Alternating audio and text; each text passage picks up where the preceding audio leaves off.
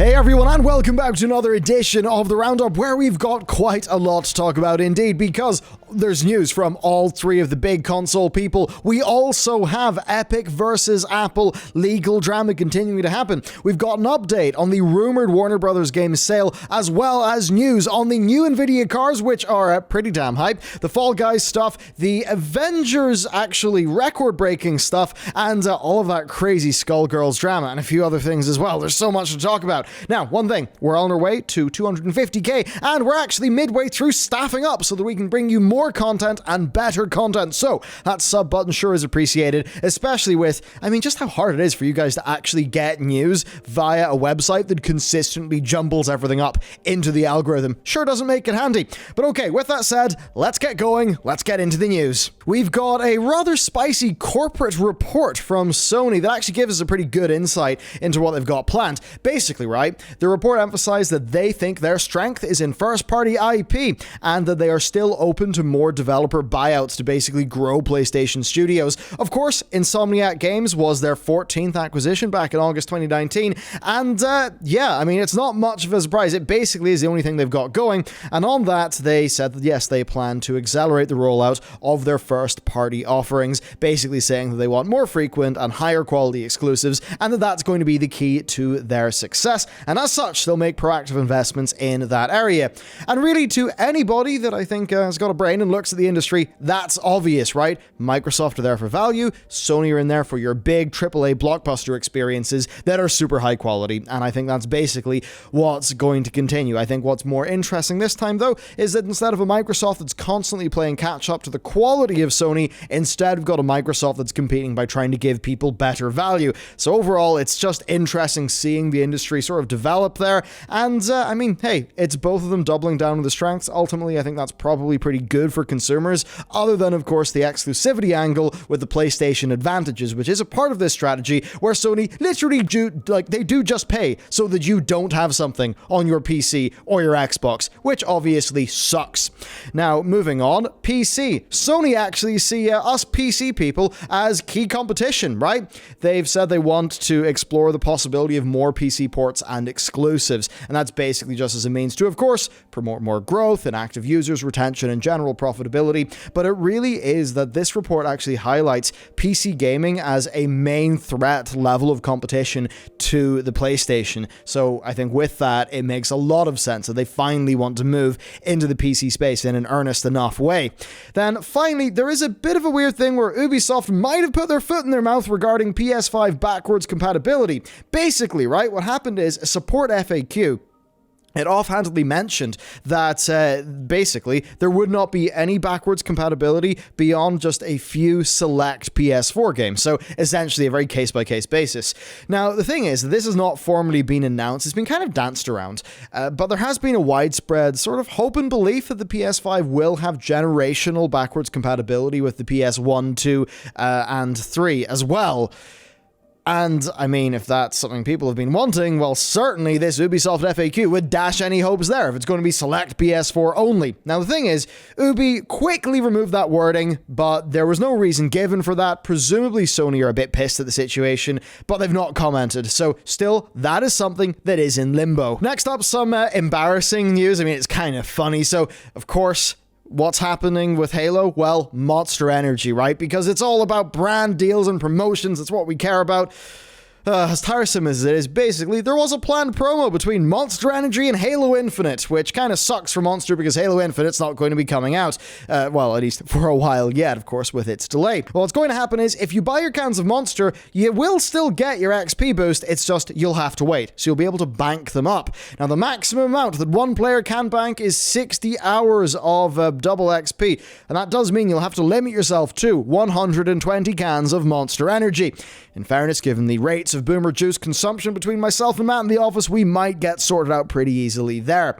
But yeah, it's just that kind of thing. Obviously, a big game like this comes out, and it's pretty embarrassing for all of their partners who have got these big promos done, especially with Monster, where they will have, been like custom printing cans and stuff like that to get ready for the promo, and then Microsoft are just forced to delay, which I think does just kind of highlight how maybe internally unexpected or sort of bizarre that delay has ended up being. Maybe it is the case that what threw what Brad Sams reported about, the marketing side and the engineering side not being communicating well. Maybe that is true, even though that report has been widely debunked and pushed back against.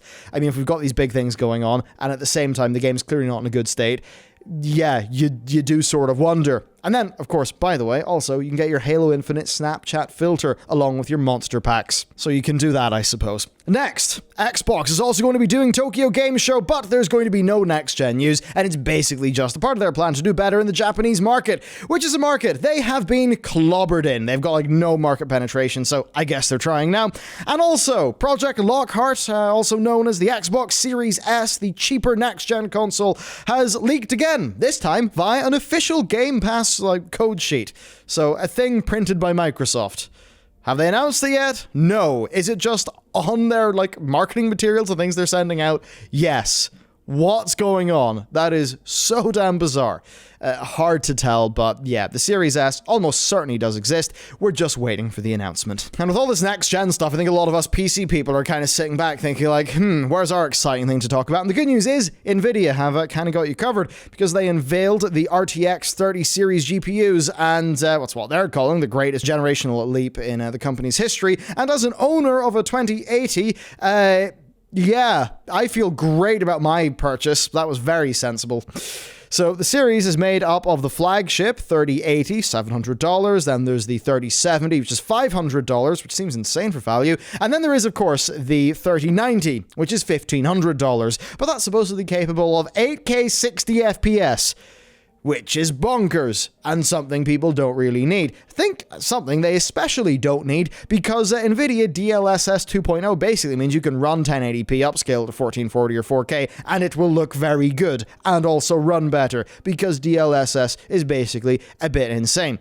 Realistically, though, with the 3090, that's something that was announced while referencing the Titan cards and how Titan basically caught on with some content creators and data science and stuff. And it does seem like that is a little bit more what the 3090 is actually made for, rather than just your general gaming. But certainly, if you want a massive sim rig, yeah, you can put $1,500 into that graphics card, and it seems insane. Now, of course, what matters a lot more about these is the ray tracing stuff. It is RTX, not GTX after all. And with that, they're actually doing a bit of a promo where anybody who buys one of the RTX 30 series cards will be getting a free copy of Watch Dogs Legion and also a free 1-year subscription of GeForce Now. Now, that is something that's super interesting to me, because it's actually Nvidia sort of just evolving their business model a bit. And it's that thing where you're not just buying the product, you're getting a service with the GeForce Now. And I think that's it's a little bit of Microsoft's success in some of what they do. So I think it's interesting they're moving into that.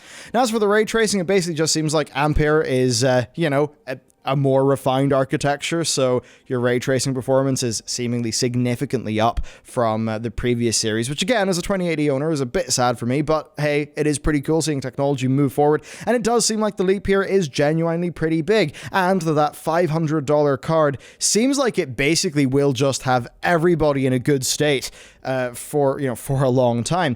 Now, what's, I think, interesting to me then is what's this trickle-down going to be on their cheaper cards, right? Which I don't think have really been announced here, but, what is this series' equivalent of, the, what was it, the 750 Ti, pretty legendary card? What's that going to be, the 1050 Ti or whatever? So, I'd really wonder what the performance will be like there for maybe esports titles and people who just want 1080p 60 or maybe 1080p 120 for more of an esports angle, but want to do it at a budget. I think that will be really key for large segments of the market as well. And the other thing for me is AMD. Now, the thing with AMD is they've been crushing it in actually, just recovering from their past era with Zen and all of that. So that Ryzen even, so that's been really cool. Now, also, AMD stock has been doing super well these days as well. I mean, come on, they're in both of the new consoles.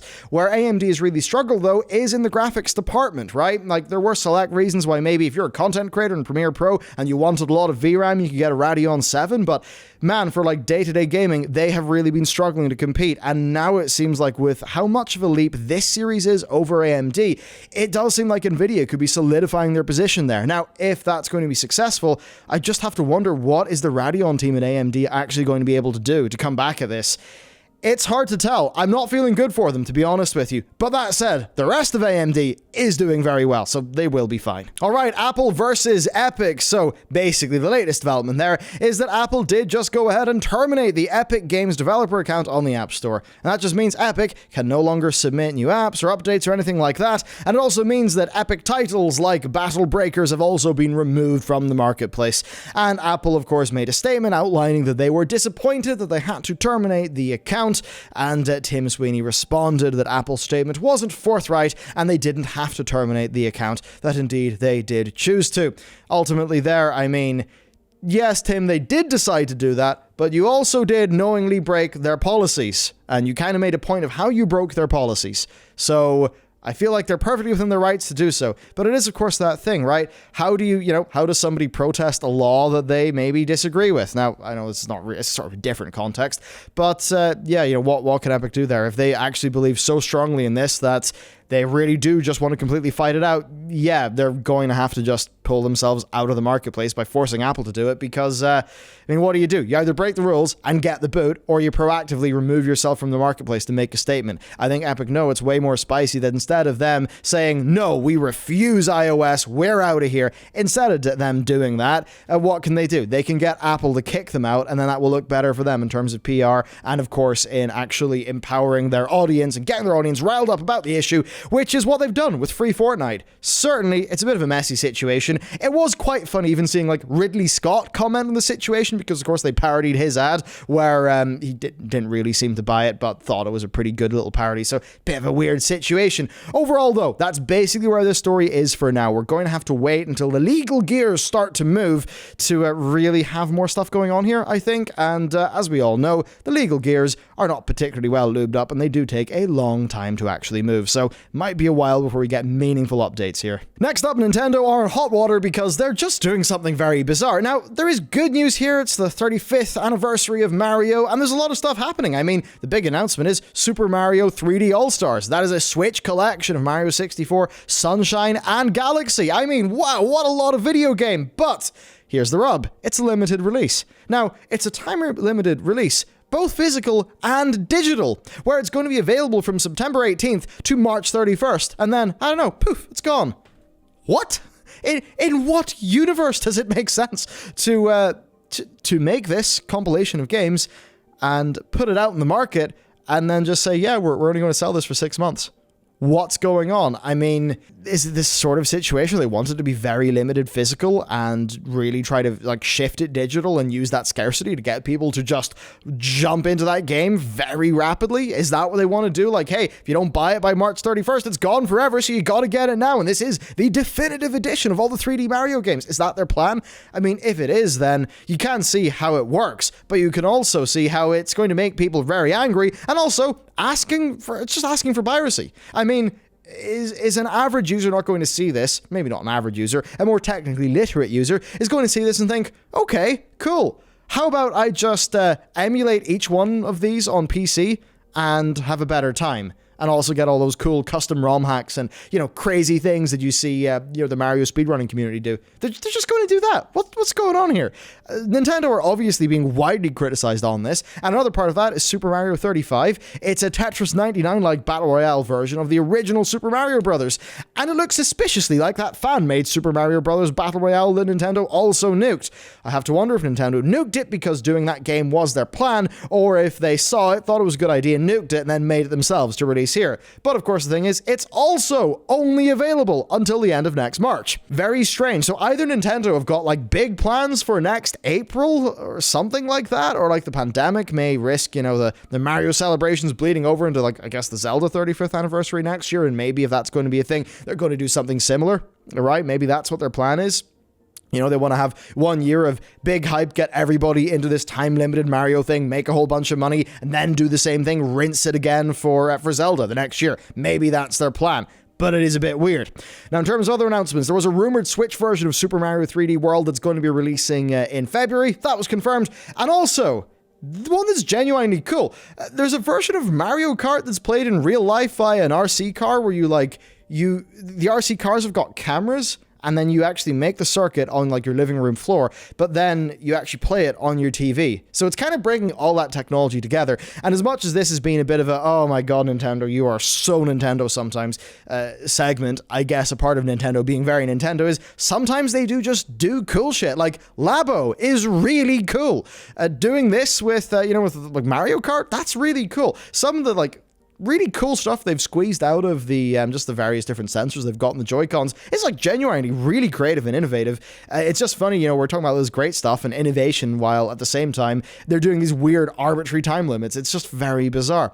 Now, in some non-Mario news, Nintendo are being slightly more consumer friendly with the eShop, where users can actually cancel digital pre-orders for a refund up to 7 days before a game comes out. So that's one small step for convenience, but also it's the eShop. It's basically just shovelware central. They really need to revamp that thing so it's more usable for people and better for devs as well, for like visibility and stuff. And then the other thing is that I had seen some rumors bouncing around of the Switch Pro next year, right? Some sort of higher spec version of the Switch. Not much more to say on it than that, but suffice to say, I think it would be pretty damn hype as an idea, because while the Switch is, I would say, it's a great idea, but it's a piece of crap as a bit of hardware. It is so underpowered.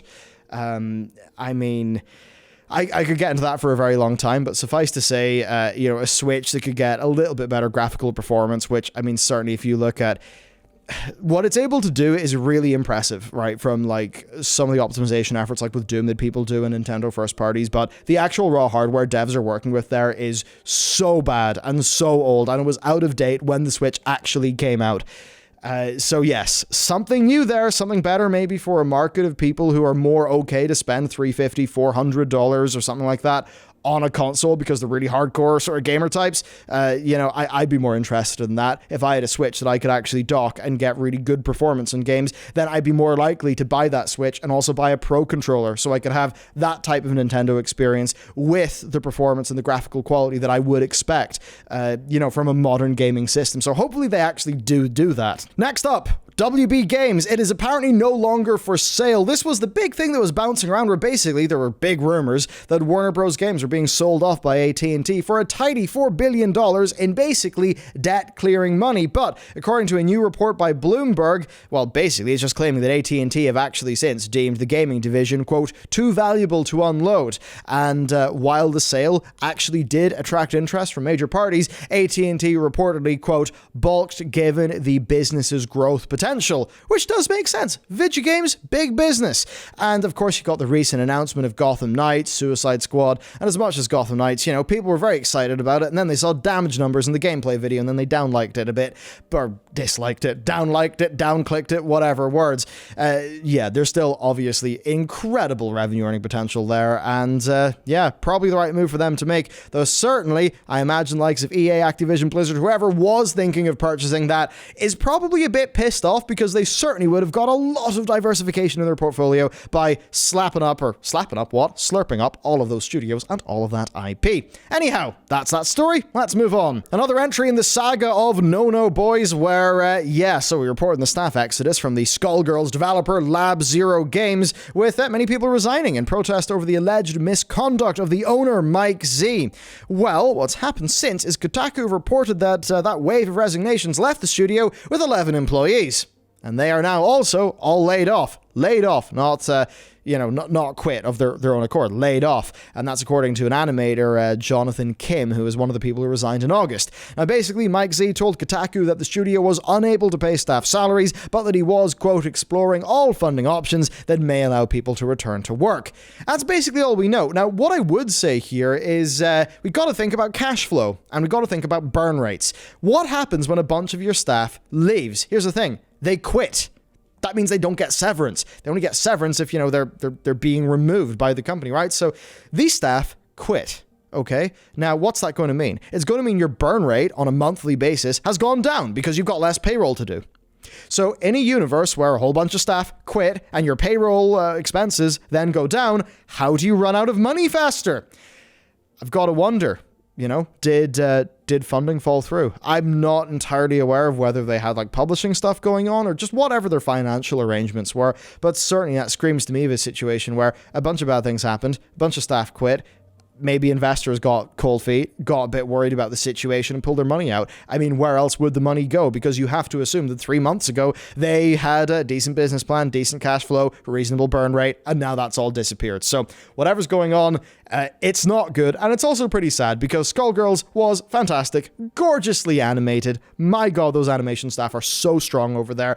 And it's a pity that, yes, the allegations against the owner, especially if it does prove that he actually was being like that, it would really suck that one guy went and ruined the entire bloody thing. So, not good. I guess props to the staff for, in that situation, having the balls to quit when, no had to be no. They weren't taking that stuff anymore. So, fair enough to them, and let's move on. Marvel's Avengers, it's a game that we did not have particularly glowing things to talk about in our video, which you can watch, but a lot of people, including us, checked out that beta because, according to Squeenix, they've shared on Twitter that it's the most downloaded beta in PlayStation history. And while no PlayStation-specific numbers were shared, we do know from an earlier Square Enix blog post that the beta did attract 6 million players worldwide, so it's probably more people than that by now. And that's a lot. Now, the popularity is not hard to believe. The beta ran for 3 consecutive weekends in August, with the first being exclusive to PlayStation pre-order customers, so it was really kind of going in the super fans, and it's the Avengers. There's brand recognition there. I would say that in terms of purchase intent in our team, like one of our guys, Connell, really likes, comics and the Avengers and stuff. And I think that's a situation where, that's probably, I imagine, going to be, he's editing this video, so I guess he can, leave a note on the screen if he is intending to buy it. But of the rest of us, not really big Avengers fans, action game fans though, and a lot of us checked out the beta. We would have contributed to those download numbers because it was the Avengers. It was the thing everyone was talking about. But there wouldn't be any purchase intent from any of us. So I would like to know, if you did check out that beta, are you more likely to purchase that game now? Less likely? And did you ever have any purchase intent for it in the first place? And finally, we'll leave it on a lighter note with the Fall Guys brand battle where, yes, $1 million donation was sent to Special Effect, and it's a joint collab between Ninja, Mr. Beast, AIM Lab, and G2 Esports. So yes, Fall Guys will be getting 4 custom brand skins, no idea when, but overall, they actually did a pretty good job of just getting some money raised for charity. I think that's the sort of thing we should shout out in the content that we make. So, good on you, Fall Guy people, and certainly that's a game. I've been playing a decent bit of that on PS Plus because I got it for free, and I'm excited to see where it goes because it certainly is an interesting situation. That's it for me. This was a chunky roundup. We had a few days where we couldn't really make videos. We're sort of more back in the saddle now, and there was not a lot of news, but if you actually count the days up, quite a lot to cover. Anyway, if you would like something to watch after this video, there is our Avengers video. There's also our Call of Duty video, which is sort of more looking into the business, like operations of Activision Blizzard and what their plans kind of are there. So there's 2 videos to watch. Other than that, hit that like button, hit that sub button. Thank you for all of your support, and I will see you next time.